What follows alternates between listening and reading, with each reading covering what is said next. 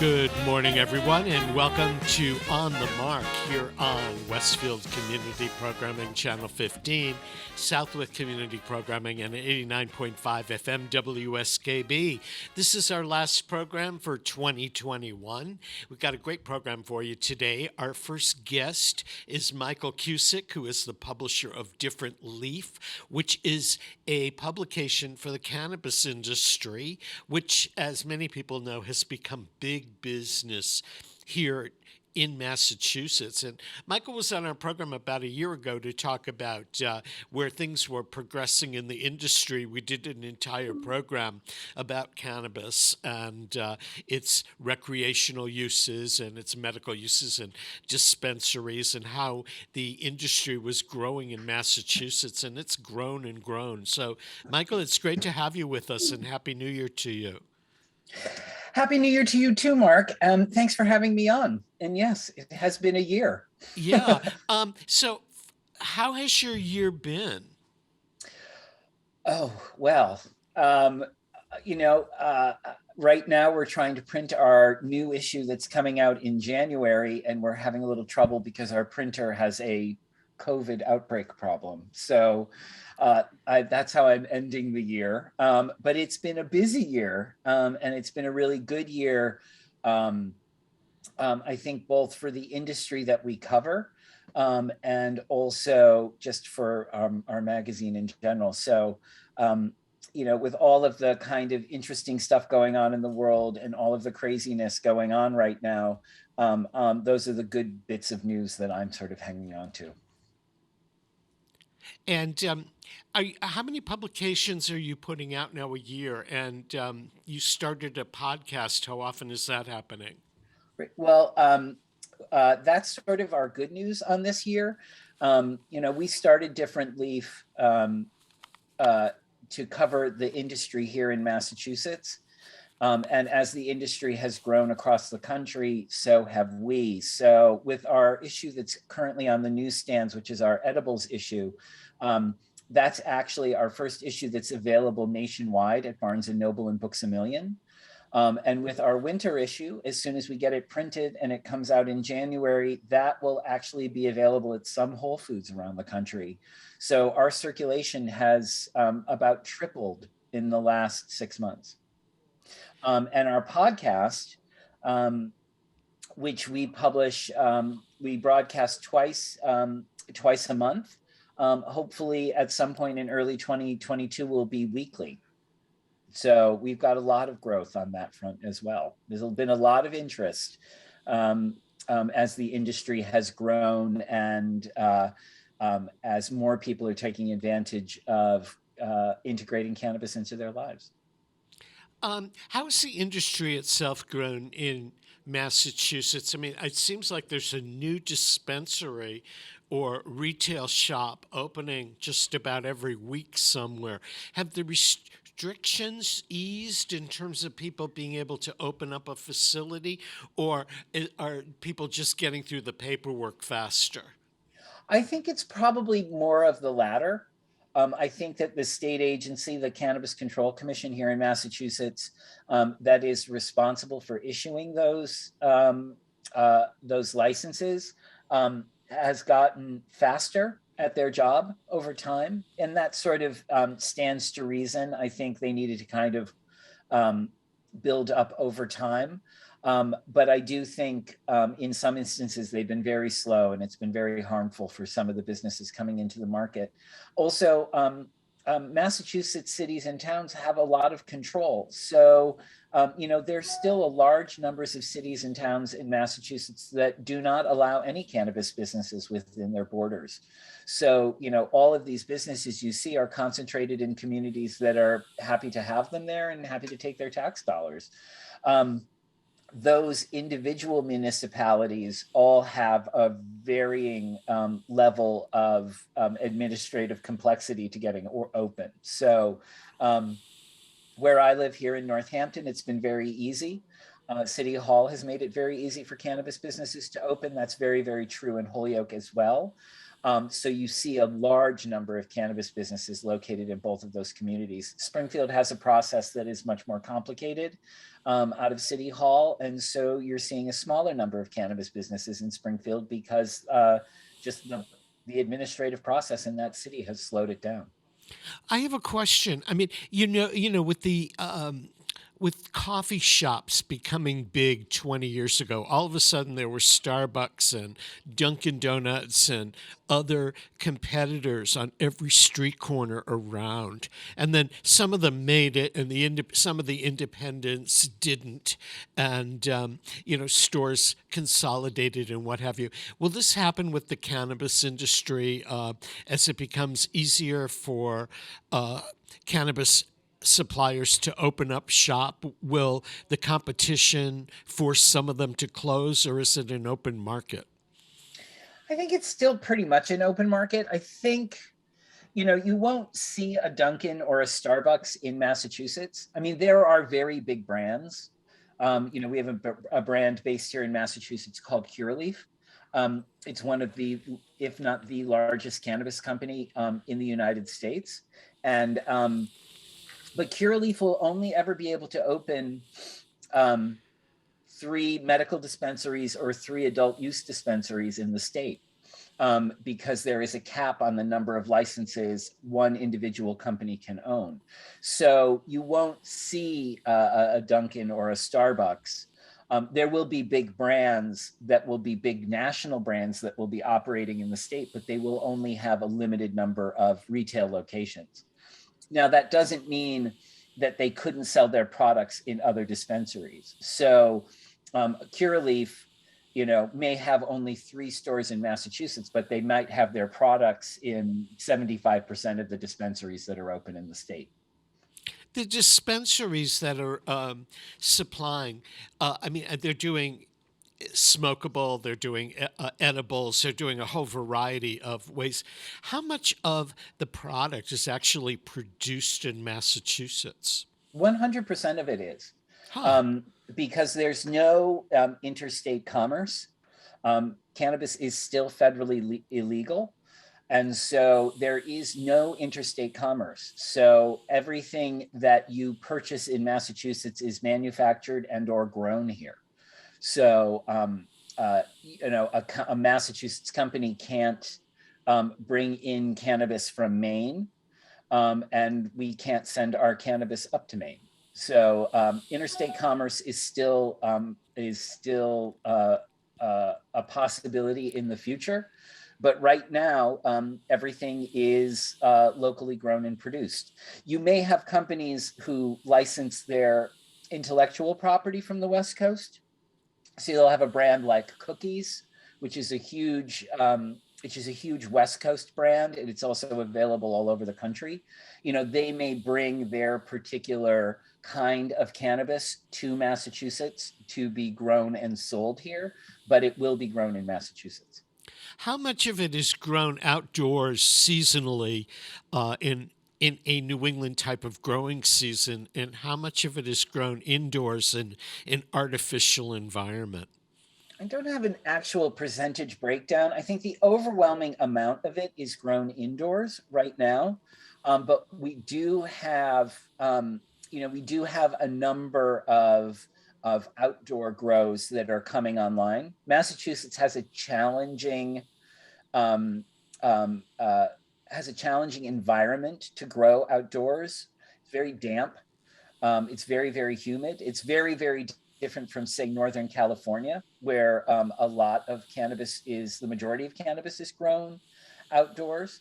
And so, we have a very different kind of climate here. And so growing indoors is much more economically efficient for a lot of these companies. But you do have a number of farmers and you do have a number of growers who are growing outdoors. And a lot of those are actually based out in Berkshire County. Can a user tell the difference, for example, between something that's been grown outdoors and something indoors? I think so. I think it's a preference. I mean, certainly, I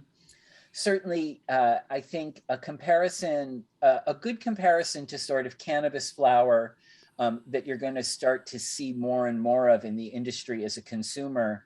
And you do already, you hear a lot of conversations around this, and certainly a lot of cannabis cultivators will talk about their product in like wine, so that the soil a grape is grown in has an impact on the ultimate flavor of the wine.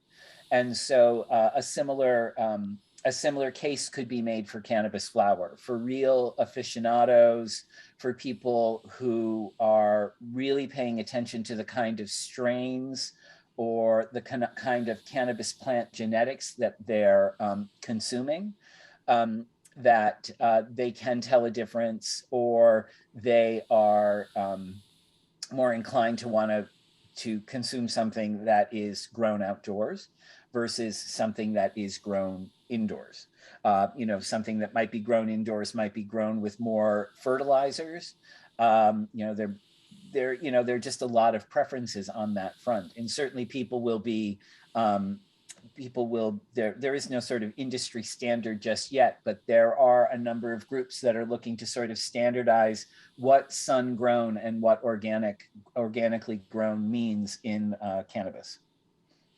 Is there a quality control yet? I mean, if you're a grower and you're selling to a retail facility or something like that. I know, like with liquor or wine, you can have your top shelf product, and then you're going to have your middle of the road product, and you're going to have something, on the lower side of thing. But there are scales in which to measure the quality, and you can't really say, for example, champagne is champagne unless the grapes come from the Champagne region of France. Mm-hmm. Is the industry coming in that way so that stuff will be ultimately graded based on its quality? I think really right now the primary way that quality is assured in the state is that all cannabis is required to be tested before it can be sold on the market. So it is tested for the presence of um, um, uh, fertilizers or any kind of growing chemicals that may not be allowed under Massachusetts law um, and Massachusetts regulations. It's tested for mold. It's tested, and then it's also tested for strength. So THC is one of the active cannabinoids in the plant that most people are familiar with. The other cannabinoid that is present in a cannabis plant that most people are also familiar with is CBD. There are hundreds of other cannabinoids. Usually the testing labs here in the state of Massachusetts test for a series of those. Certain people are looking for a certain profile in the plant they're consuming. They may like a 1-to-1 ratio between THC and CBD. Other people like very, very high THC plants. So that is primarily kind of how quality or is quantified right now is in those testing numbers. There are a lot of strain names that people, there are a lot of different names of different cannabis plants, but there is some inconsistency in what one grower may call, say Girl Scout cookies, which is the name of a strain. A Girl Scout cookies plant and in Massachusetts and a Girl Scout cookies plant in California could be very, very different plants. So that kind of standardization isn't, I don't think, there across all of the different state markets where cannabis is legal. But I suspect it'll be the kind of thing that consumers will want and the industry will respond to over time. Now, people that really don't know a lot about cannabis, just the urban culture where you buy your joint on the street or from a dealer or something like that, and that you smoke it. But the reality is that it can be taken in a variety of ways. I Mhm. know that one of the very first issues of Different Leaf, you had a recipe for a blueberry crumble ice cream, which had cannabis included in it. We Mhm. tried the recipe without the cannabis, and it was probably one of the better ice creams I've ever had. But I mean, they're what they call edibles. There are gummies. There are a whole Mhm. variety of different products out there. How do you learn more about the various products? Do you go into your local cannabis store? Are there places online that you can learn about this? So, how does the novice or somebody that's considering cannabis after years of not using it, how do they learn more about it? I think you'll find, well, we're happy to do that at Different Leaf through our magazine and through our podcast. We're happy to be a source of educational information for people. Um, excuse me. Excuse me. God bless. Um, we're happy to be a source of information there. I think you can go and you should find a dispensary who can provide you with some guidance about what products they have available and describing them to you. We have a lot of dispensaries in the area now, so I encourage people to shop around to find a shopping experience that makes them feel comfortable and makes them feel informed. And makes them feel empowered as a consumer. Also, everybody's cannabis journey is an individualized one. And so, what might work for me might not work for a different person. I think it's wise, particularly if you're a beginner, to write down the things that make you feel good and write down the things that you don't like or made you feel uncomfortable, or maybe you smoked flower that was too strong, maybe you took an edible that just didn't agree with you. And I think it's a good idea to sort of keep tasting notes and write down what you like in terms of something you would hear in a dispensary. As an example, would be the terpene profile of a plant. Some cannabis plants are very what they call petrol-y. They have like a gassy smell to them. Others are piney. Some of them are lemony. All of those play into how you experience the cannabis.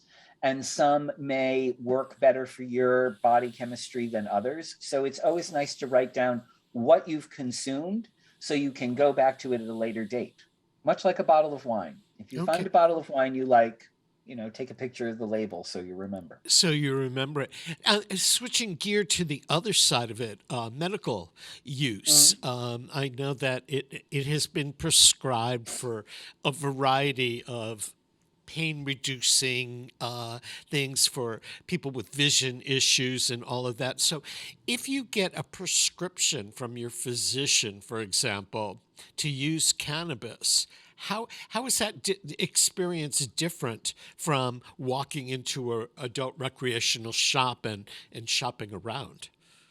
Well, you wouldn't get a prescription per se. I mean, I think you can talk anybody who is using cannabis, either self-medicating um, or is using it for a medical or medical adjacent reason, like sleeping or pain management, um, should talk to their doctor about their use, because you want to make sure that that is not interacting with any medicines you have. You may also find that your doctor isn't particularly open or well versed in cannabis medicine. There are still a lot of doctors who are getting up to speed on the idea of a plant as something that people could use medically in their treatment. Um, and so, I think finding a doctor or finding resources if you want to use it medically is a really important step in this. In Massachusetts, you can get a cannabis medical card. Um, that is that changes sort of the strengths of certain things that you can buy, and also you buy cannabis without any tax on it, so you save a huge amount of money if you are trying to manage what you are spending on your medical treatment. Getting a medical card from the state is an important first step, because it will help getting cannabis, which insurance does not pay for, more affordable. Are there are there places that you can go, or health centers? Will they advise you as to the how to utilize it for pain medication or for sleep, or is it something it's trial and error? I think you should be doing that in tandem with your doctor. And I also think, I mean, there are a lot of great resources online. There are some organizations that will, like, if you're looking to get a medical cannabis card, where like some of the medical practitioners who would certify you for a medical card, those are the great people that you want to talk to about what you want to use cannabis for. And there are a number of those kind of people out there. There are a number of people locally who will provide you with that kind of advice. Yeah. Now, cannabis is totally legal in the state of Massachusetts, correct? Yes. But you said that federally it's not. Are there other states where cannabis is legal and the industry is booming, like Massachusetts? Oh, yeah. I mean, it is right on our doorstep. Sometime in the next 18 months, the state of New York will start issuing licenses. And Manhattan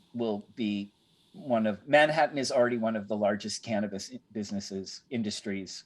It just happens to be a legacy market, an illegal market, as opposed to a legalized market. But New York is about to go legal. You have California, Oregon, Washington State, Colorado, um, and even Oklahoma has a huge medical cannabis industry. Um, it's kind of very much the wild, wild west in Oklahoma. So you do, and Florida has a very large medical industry, but not an adult use one yet. Okay, so So it's all over. there definitely is a difference then between the medical component of the industry versus the adult use. Yes, yes, there will there until there is some federal standardization, there will be state to state differences. Maine has a very different cannabis industry than Massachusetts does. Maine's industry is based around caregivers and home growing. It's a very different industry than Massachusetts in the way that it's set up. So there are going to be a lot of regional and state by state differences um, for a very long time. Coming out of prohibition into a legal market is going to take a certain amount of time, until things are sort of standardized across the country. And there are sort of some front of house things that consumers will definitely experience. And then there are back of house things like banking and access to the industry for small business owners. There are a lot of ways that the industry is going to change. If you think about alcohol, is always for me an uneasy comparison with cannabis because it is very different in a lot of ways. But if you think about the effect that prohibition had on the alcohol industry and the presence of alcohol in the United States, that's 100 years later. And, there are still laws. The laws that govern alcohol are still right from that prohibition area 100 years ago. Things have not changed very much. So, state by state, it's still very different. Michael, we're going to take a quick break to acknowledge our underwriters. But before we do, how can people learn more about Different Leaf? You can find us on Instagram at Different Leaf. You can find us on Twitter, and you can find us at differentleaf.com. Okay, we're chatting with Michael Kusek, who's the publisher of Different Leaf, and we will return in a moment. Peter Coles is our chief engineer. You're either watching us on Westfield Community Programming Channel 15 or Southwick Community Programming, listening to us on 89.5 FM WSKB. And if you like today's program or you want to share it or watch it again, it will be archived on YouTube on WSKB Community Radio's YouTube page. We'll be right back. Underwriting support for the community programming of WSKB is provided by the Greater Westfield Chamber of Commerce, the voice of business for the Greater Westfield communities. Informing, educating, advocating, the Chamber provides opportunities for members to make meaningful connections on local, regional, and state levels. For more information on the Chamber's many events, workshops, and programs, as well as the benefits of membership, visit westfieldbiz.org. The Chamber focuses on the most important economy, yours. Underwriting for the community programming of WSKB is provided by the Boys and Girls Club of Greater Westfield, serving the youth of the Whip City and surrounding communities since 1969. For more information on the Great Futures Club for ages 3 to 5, happening weekdays, and the Club Teen Center for ages 11 and older, weekdays from 6:30 till 8 p.m., go online at bcgwestfield.org or visit the club at 28 West Silver Street. The Boys and Girls Club of Greater Westfield. Great futures start here. Hi, it's Bob Plass, and I have Wow, It's Tuesday, every Tuesday, 6 to 8. Wow, it's Tuesday. Community Radio. 89.5 WSKB. I did it! Live from Studio 120 at Westfield Technical Academy, this is WCPC Channel 15 and 89.5 FM WSKB Westfield. Welcome back to On the Mark, everyone. I'm your host, Mark Auerbach. My guest this first half hour is Michael Kusek from Different Leaf, a magazine and podcast that talks about the cannabis industry, not only for the consumer, but for those people that work in the cannabis industry, Massachusetts and elsewhere. And earlier, Michael, you said that Different Leaf, the magazine, had gone national in terms of its distribution. Who is the typical cannabis user these days? You have the demographic on that now? Well, the fastest, it's a big business. It's a multi-billion-dollar business. And it's getting bigger and bigger. There are now hundreds of thousands of people employed in the cannabis industry, in the legal cannabis industry in the United States, and that's only going to get bigger. In terms of the customer profile, some of the fastest growing categories are those over 50, and particularly women.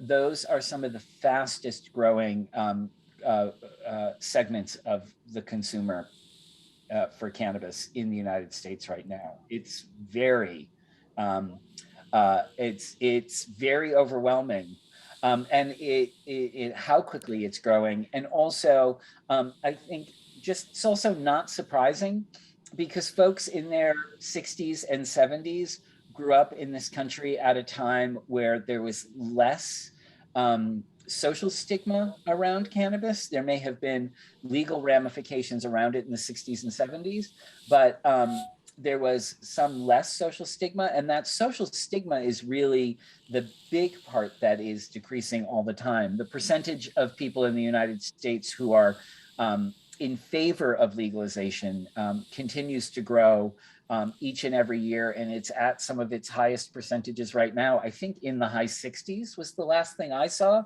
but it changes all the time. So, I think older folks over 50 are really a very big chunk of the market right now.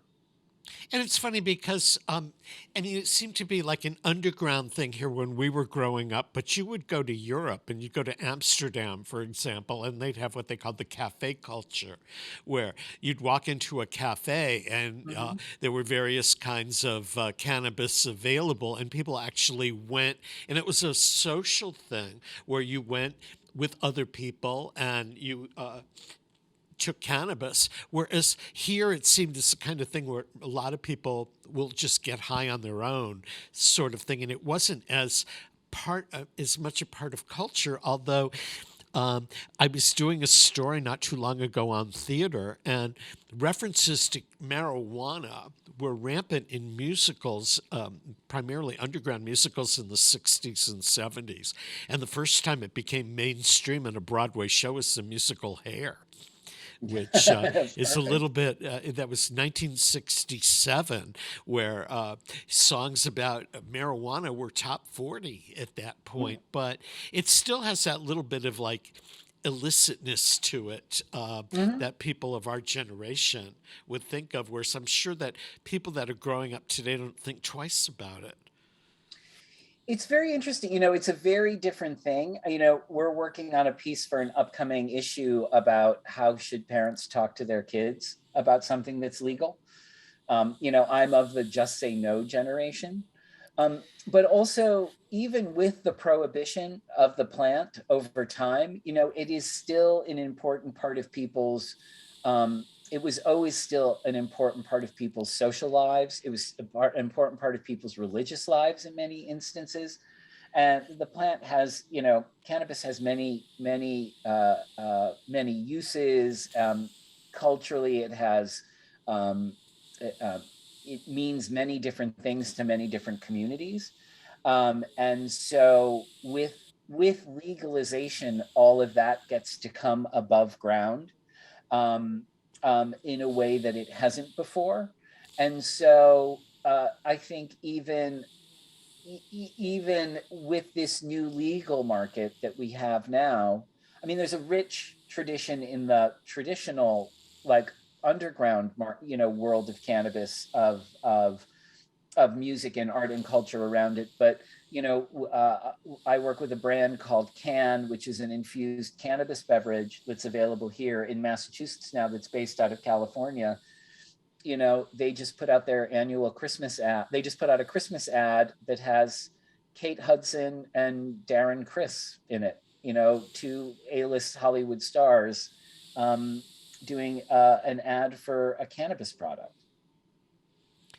Do you think in 10 years or 15 years from now it'll be as mainstream as liquor, and you'll open up Vanity Fair or one of the cultural magazines, you see these stunning ads and tastings and things like that? Do you think it'll become very mainstream, or will it always have just this little bit of illicit walk on the wild side kind of a thing? Well, I think what will really ultimately have the biggest sort of cultural impact around cannabis is when it is descheduled, because right now it is Schedule 1. It is categorized alongside some of the worst, hardest drugs, of which it is not. That was a political move in the 70s to make that, to put it in that category. That prevents a lot of the medical research around the plant. And I think there are, both anecdotally and in other countries, there is a huge amount of research happening around cannabis.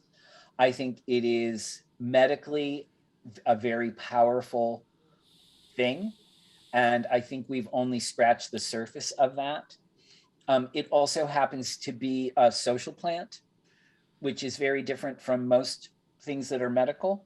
And so you have sort of, cannabis is going to be accepted on two different fronts.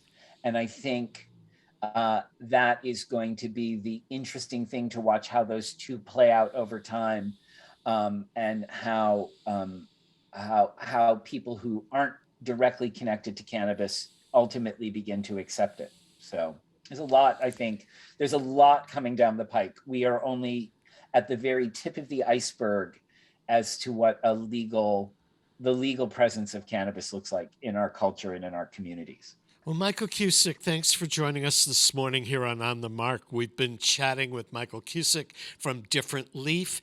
Learn more about the cannabis industry from a medicinal point of view, from a recreational point of view, and from the industry itself at Different Leaf.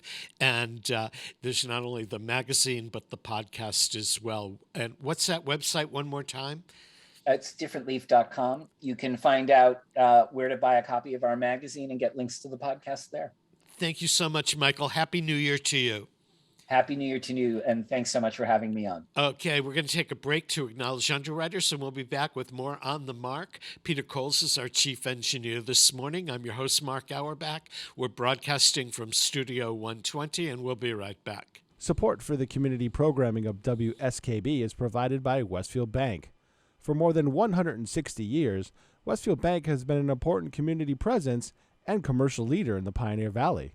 With convenient full banking services in Westfield, West Springfield, East Longmeadow, Agawam, Feeding Hills, Springfield, Southwick, as well as Enfield and Granby, Connecticut, visit us on the web at westfieldbank.org. Support for community radio on WSKB is provided by Betts Plumbing and Heating Supply Company, an independent, family-owned wholesaler serving Westfield for over 50 years, specializing in plumbing, heating, and industrial piping supplies. On the web at bettsplumbing.com or at 14 Coleman Avenue in Westfield. Support for the community programming of WSKB is provided by the Dunkin' Donuts shops of Westfield and the Sardinia family. It's nice to know that even as the world changes, Dunkin' Coffee remains the same at 7 convenient locations throughout Westfield. Hi, this is Harry Rock, host of Rock on Westfield every fourth Wednesday at 8 a.m. Tune in for my view of this place I call home. Community Radio. 89.5 WSKB. Live from Studio 120 at Westfield Technical Academy, this is WCPC Channel 15 and 89.5 FM WSKB Westfield. Welcome back to On the Mark, everyone. I'm your host, Mark Auerbach. Peter Coles is our chief engineer today. We're broadcasting from Westfield Community Programming Channel 15, Southwick Community Programming Channel 15 as well, and 89.5 FM WSKB. Our next guest has brought the art of cocktails to a broad national and international audience. J.M. Hirsch, who's a former food writer before joining Milk Street, which many of you may watch on public television or catch on YouTube.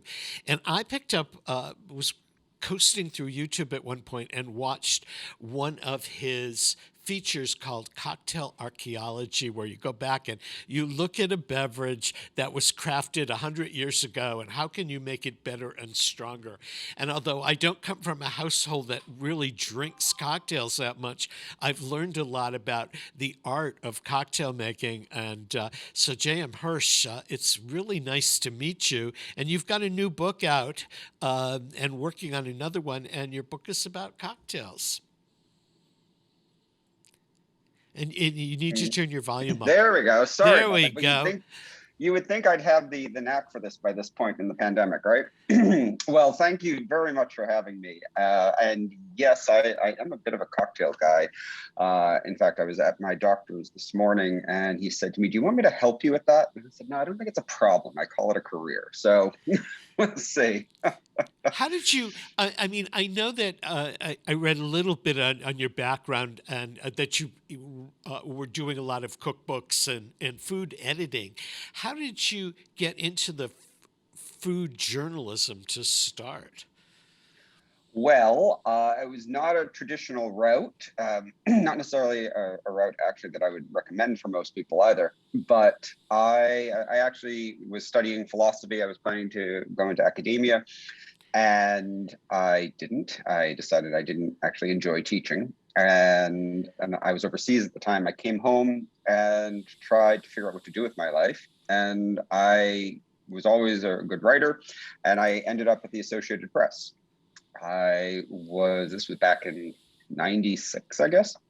And so I started out covering crime, particularly involving children. And I had always, however, been a food person, and I've always enjoyed kind of exploring the world through food. And I happened to be in kind of the right place at the right time in terms of food journalism, because it was right around that time, probably, the late 90s, that as a country, and certainly as media outlets, we started to take the connection between food and politics and equity and the environment and all these other issues would start to take them very seriously and see the interconnectedness of it all. And so I was in a very good place to be interested in food writing at that time, because suddenly there was a, forgive the pun, hunger for that and in our media landscape. And so I became the AP's national food writer in the early 2000s, I believe. And not too many years after that, I became the national food editor for AP. And that's a position I kept until I left AP, which would have been 2016, I guess. And that's when Chris Kimball, the founder of Milk Street, recruited me to come run Milk Street with him. And I've been there ever since. So it was a bit of an unexpected route. Like I say, I expected to be in academia, but didn't really enjoy it. So here I am. Well, I guess when it is academic to a point when you're writing about crafting a recipe, and you got to make sure that instead of having the footnotes, that all the ingredients are tested and all of that. But it's certainly a lot more fun than writing a thesis. Absolutely. It's also a lot more satisfying than Plato. But, food journalism, it's both at Milk Street and at the Associated Press, encompasses so much. It really is such a wonderful lens to see community and culture and history. I was recently in Liberia for Milk Street, and I traveled probably about once a month to a different part of the world for research.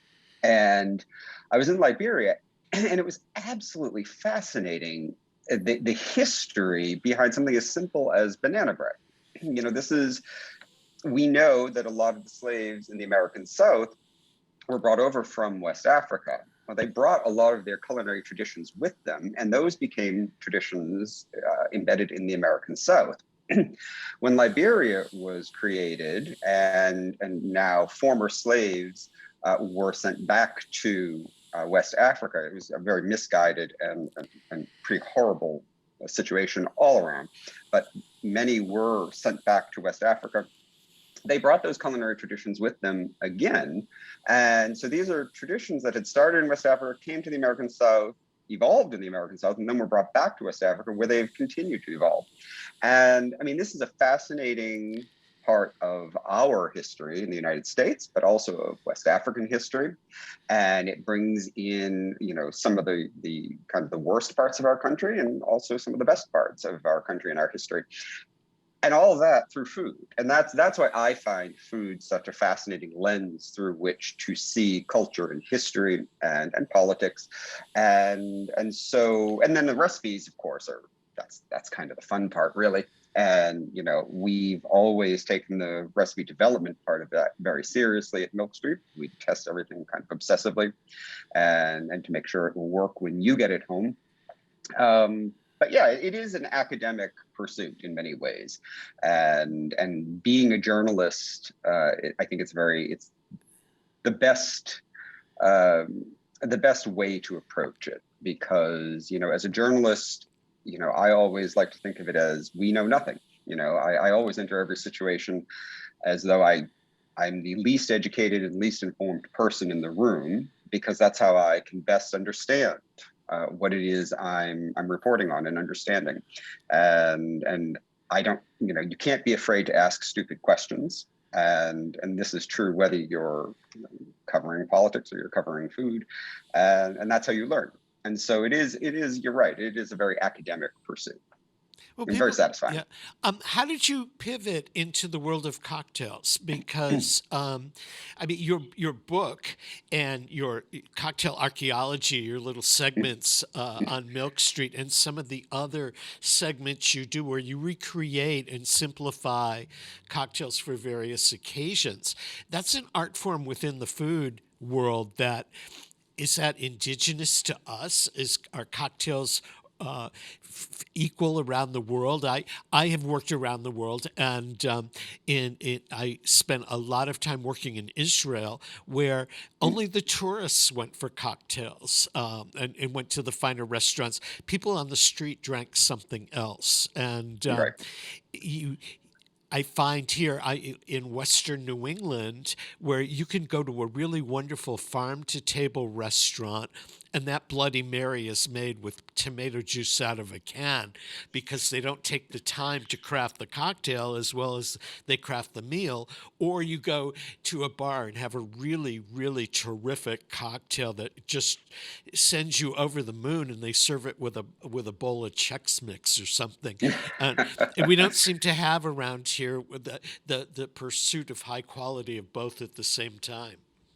Well, so this is where I become very unpopular. I am not a big fan of the restaurant scene in our chosen part of the world. Whenever I'm asked where I like to go out to eat, I live in New Hampshire, by the way. Whenever I'm asked where I like to go out to eat, I always say New York or London, which is ever so slightly pretentious, but also relatively true. New Hampshire in particular is just a desert when it comes to great restaurants.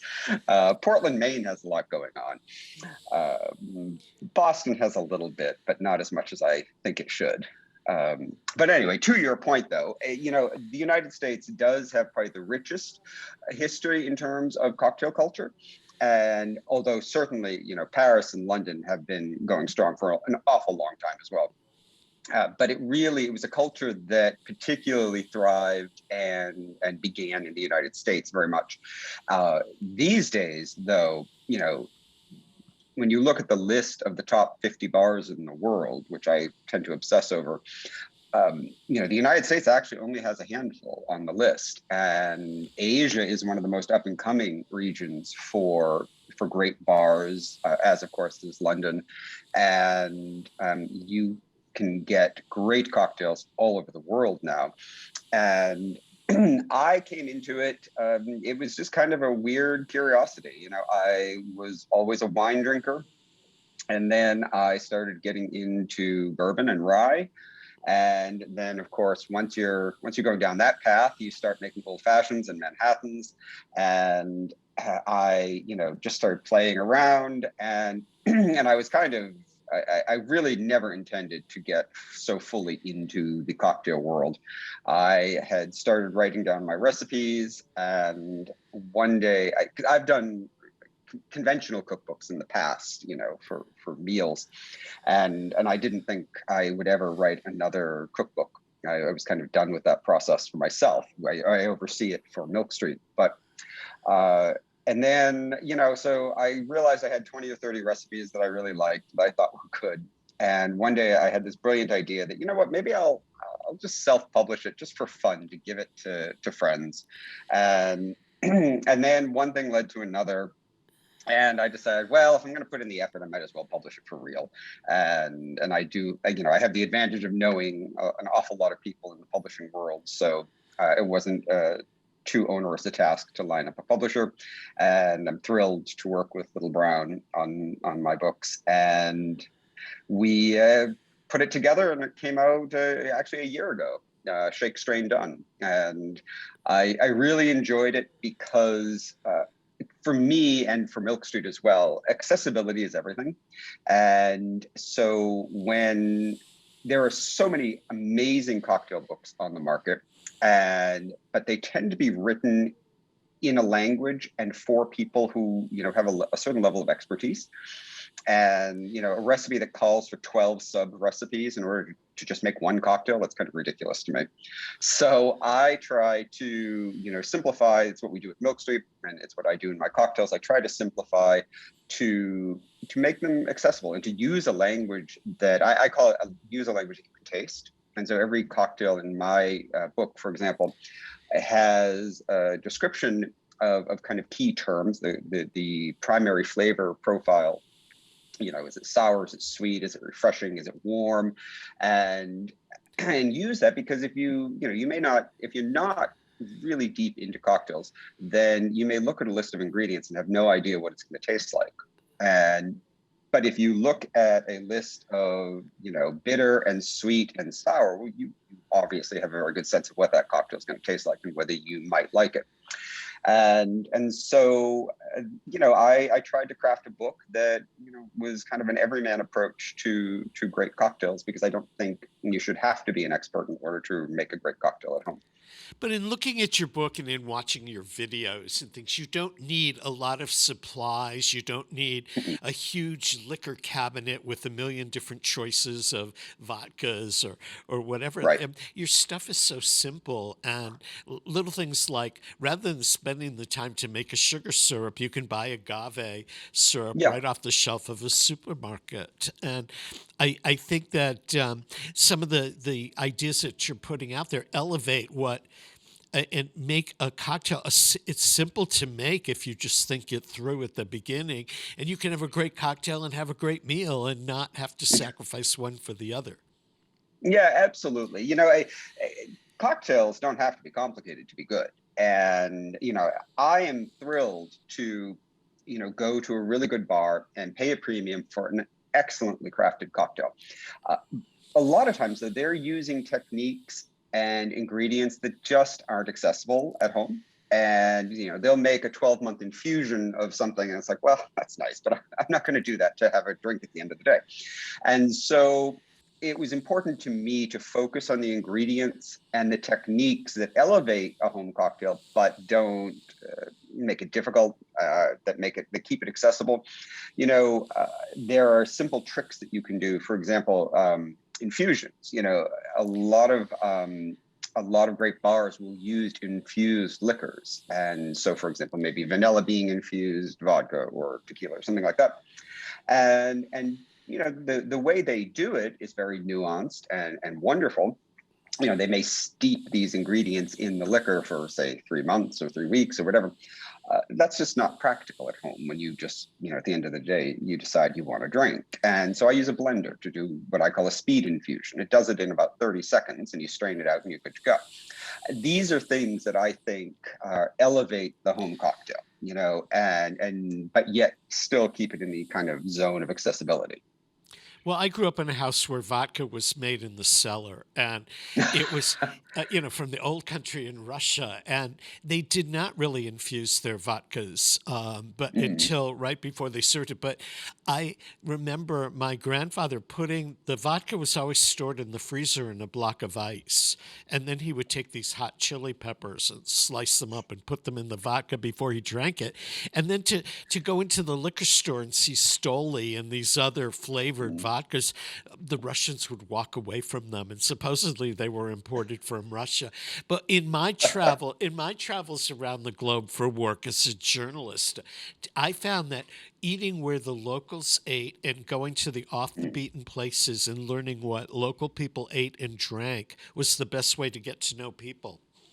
Yeah, absolutely. And this is what I do, every month. I tend to travel at least a week out of every month. And the best meals and the best learning occurs around the table with locals. When I travel, I try to cook with both professional and home cooks. And, I was in the Middle East a week and a half ago, and, I was sitting in the desert underneath a camel, sharing tea with a group of Bedouin camel racers. I mean, it's an amazing experience. And I'm honored that they're willing to not just share their tea with me, but to share their culture and their time and their community with me. And to me, that's, again, it goes back to the beauty of food. It really can unite us, and it can teach us an awful lot and a lot about more than just what's on the plate. You're right about uniting people. When I I worked in Israel right after the Gulf War, and I'm a theater reporter by trade and an arts reporter, and not the best of cooks. I do read, I watch food shows and things like that, but I kind of people that eat at my house risk their lives if I'm in the kitchen cooking. But in Israel, people took me out to show me they were very proud of local things. I had never seen a fig tree before, and I grew up, and had traveled, never pulled a fig off of a tree, and in Israel they grow like weeds, and I had never seen almonds on a tree. I mean, it's or olive oil being pressed, and I spent a lot of my free time while everybody else was soaking up the sun on the beaches and stuff like that. I was in the middle of nowhere, following locals around and learning food techniques. And some of the food things and ideas that I brought back and came home with or traveled to other parts of the globe in my work have become part of my personal repertoire of things. I would assume it's the same for you, especially having just come back from Jordan. Where are some of the other places that you've traveled in the last year or so? Well, this year has been challenging. Yeah. I was lucky enough to get vaccinated very early, so I was able to resume travel for work last February, I believe. And I started out in Italy, which we go to periodically for Milk Street, just because Italian food is so popular in the United States. Then I went to Mexico City and Liberia. I know I'm missing a country in there. I was in Crete. I was in Morocco recently and Jordan. I was supposed to be going to Thailand next month, but unfortunately they've reinstituted quarantine, so I won't be able to do that. And it's not practical for me to go someplace where I have to sit in a hotel for 14 days. And so I'll probably be going to Pakistan. And then Colombia is after that, and I'm not sure. Of course, it's so hard to plan these days because everything changes by the minute. And I mean, it was just yesterday that Thailand reinstituted its quarantine policy, so I can't blame them, but it makes my job challenging. And it must, as a journalist, it must have made it difficult. I mean, I was able to come into the studio throughout the pandemic, but nobody else was allowed to be in the studio. We all went to Zoom. I did a lot of radio from home. It was something I'd never done before. There you are doing your cocktails from your kitchen. That's a real pivot for somebody who's used to traveling. It was. I mean, I was in Ethiopia when word of the pandemic started coming out. And it was a bit of a culture shock because in the 2 weeks that I was in Ethiopia, all of a sudden, on my way to Ethiopia, there was, nothing going on, didn't see any signs of anything. On my way home from Ethiopia, everybody in the airport was wearing masks. And I was like, wow, they're taking this seriously, which, at the time, it was obviously very naive, but it didn't seem real at that point yet. And then a few weeks later, I was in London, and that's when we realized how real it was. And I came home from London just a couple of days before the lockdown in the United States, and everything shut down. I was supposed to go to China actually a few weeks later, but that obviously didn't happen. And it was an adjustment. I love working from home. I've always worked from home for the most part, except for when I'm traveling. Milk Street has an office in Boston where our culinary and art teams work, as well as our e-commerce. But a lot of my team is remote anyway. So that part wasn't an adjustment, but the part that was figuring out, how do we travel, which was very challenging. We did do some of what I call virtual travel to Italy, and it was a nightmare to coordinate. But the way it worked is I have my dedicated photographer is based in Rome.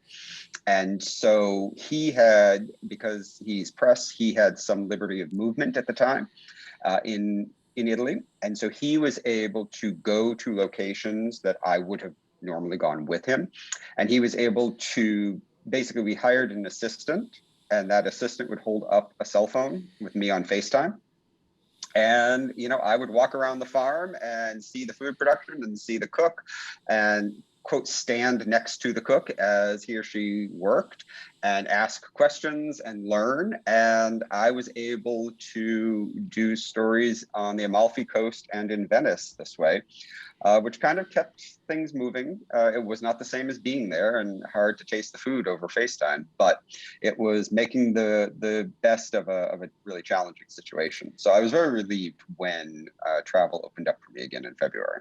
So you had said prior to the program that you've got this one book out right now about cocktails and that you're working on another one. What's the next book about? So it's actually kind of connected to cocktail archaeology, which is just a web series that I do sporadically when I have time for Milk Street. And I bought I don't know, probably 20 different old cocktail books, old going back, 150 years, some of these things. And they have some really creative, some awful recipes in them too, but some good ones and some creative ones. And I decided to kind of dig through them and see what was interesting and what could be improved and kind of modernized. The tastes back then were sometimes a little skewed. And so I had bought all these books, and I was researching old cocktails, and then I got the idea of doing another cocktail book called Pour Me Another, and it builds again on this idea of using language that we can taste. And so it uses these same 11 qualities to describe each cocktail, so that that a certain cocktail is warm and sweet and a little bit bitter, or something like that. And so you know exactly what's in the glass before you ever go to the liquor cabinet. But I decided to make this one where it's kind of like a choose your own adventure cocktail book. So every cocktail, in addition to being described in these terms that kind of help you understand what it's going to taste like, it also at the bottom gives you suggestions of what else you should try next, which is cocktails that have similar flavor profiles. And so there's 250 recipes in the book. Most, if not all, not quite all, most of them are based on kind of these historic cocktails that have been around for a long time, many of them needing to be resuscitated and revived for modern sensibilities. And the idea is that you can use what you like in order to discover things you never knew you would like. And so my favorite example of this is if you are a whiskey drinker, you might drink an old fashioned, which is one of my favorite cocktails, but you might not consider yourself to be a gin drinker, because gin and bourbon, seem like very opposite ends of a liquor spectrum. But actually, there are different ways to mix gin that is true to the gin, lets the gin shine through, but presents the gin in a way that kind of drinks a bit like a bourbon cocktail. And there's a bijou is one of the cocktails I'm thinking about. And it presents like a cross between an old fashioned and a Manhattan, but it's a gin-based cocktail. And so I loved this idea that you could use something that and are comfortable with, and use that to kind of jump off and explore other things. So if you try the old fashioned, and then you try the bijou, and then you go from the bijou to try something else, to me, it's all about accessibility. And unless you are a real cocktail aficionado and you spend a lot of time playing around with them, you don't necessarily know what other cocktails you like. I think a lot of people just go into the bar, they order what they always order, and they stick with it because they don't know what something else is going to taste like. They don't know what it's going to, whether they're going to like it. And so I liked the idea of building a book around this kind of choose your own adventure concept that, it's going to guide you, starting with what guide you through things that you should try, because you probably will like them, even though they don't on paper sound like the sort of drink that you normally consume. Well, when will the new book be out? I just turned in the manuscript about a month ago, so it'll be out next October. Okay. We're just about out of time. So if people want to learn more about your books or watch you on Milk Street, how do they find out more about J.M. Hirsch? Well, probably the best way, the place I'm most active on is Instagram. It's JM_Hirsch, HIRSCH. And that's where I'm most active. Amazon obviously has my book, and but if you go to Instagram, if you want a signed copy, up in the links, there's a great local bookstore here in Concord, New Hampshire called Gibson's, and they are a wonderful independent shop, and they have signed copies. And there's a link on my bio on Instagram for that. And I'm on Milk Street Television, and 177milkstreet.com is where all things Milk Street live. Our TV show, our radio show, our books, our recipes, all that stuff. Thank you so much for joining us. I really appreciate it. And I look forward thank you for having me. Many happy drinks and happy food for you in 2022. Sounds good. Have a great holiday. You too. We've been chatting with J.M. Hirsch from Milk Street.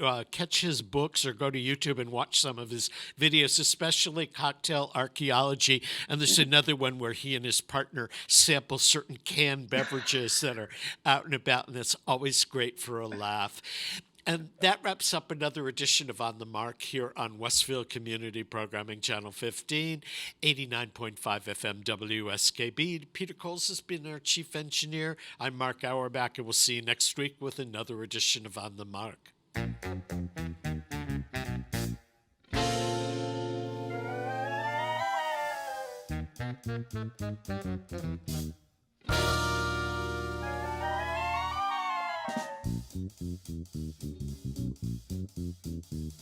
Did you just hear what I just heard? That noise don't come from no ordinary bird. It may be just a cricket or a critter in the trees. It's giving me the jitters and the joints around my knees. I think I see a jijik and it's fuzzy and it's furry. I haven't got a brain, but I think I ought to worry. I haven't got a heart, but I feel a palpitation. As monarch of the forest, I don't like this situation. You gonna stand around and let it fill us full of horror? I'd like to roar 'em down. But I think I lost my roarer.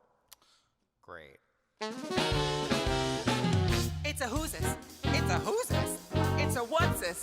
It's a what's this? Who's that? Who's there? Who's where? Beware! Who's that hiding in the treetop? It's that rascal, the jitterbug. If you catch him buzzing around you, keep away from the jitterbug. Oh, the bees in the breeze and the bats in the trees have a terrible, horrible buzz. But the bees in the breeze and the bats in the trees couldn't do what the jitterbug does. So just be careful of that rascal. Keep away from the jitterbug. The jitterbug.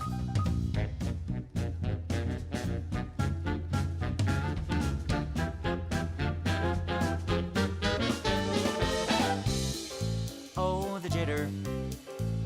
Oh, the bug. Oh, the jitterbug. Do-I. I'm a twitter in the throes. The critters got me dancing on 1,000 toes. There she goes. There she goes. Who's that hiding in the treetops? It's that rascal. Jitterbug. Should you catch him buzzing round you, keep away from the jitterbug. Oh, the bees in the breeze and the bats in the trees have a terrible, horrible buzz. But the bees in the breeze and the bats in the trees couldn't do what the jitterbug does. What the jitterbug does. Look out! So be careful of that rascal.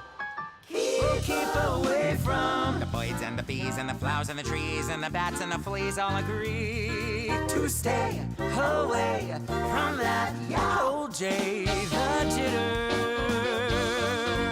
the jitterbug. Look out for that bug.